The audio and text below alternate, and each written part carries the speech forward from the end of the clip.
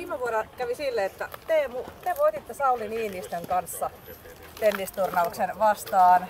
Riku ja... Kyllä! On kuitenkin ollut elämässä ollut kuitenkin kilpailua niin paljon, niin jotenkin sitä kaipaa myös oma uran jälkeen jotain tämmöisiä kokemuksia. Ja tennis ja golf on mulla semmosia, että tästä pääsee vähän samoihin kikseihin niistä.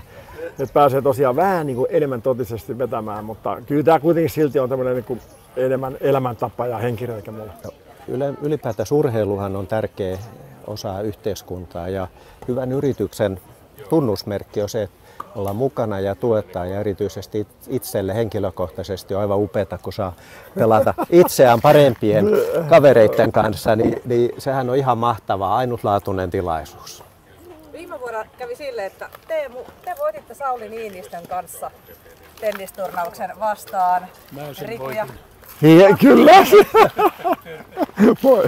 Tänä vuonna sama meininki. No aina lähdetään voittamaan, mutta mitä enemmän tulee ikään, niin välttämättä sekään ei voittaminen ole niin tärkeää, kunhan niin nauttia ja pelaa hyvin. Se on mulle tärkeää, että niin häviääkin voi, mutta jos hävii hyvällä pelillä, se on niin se.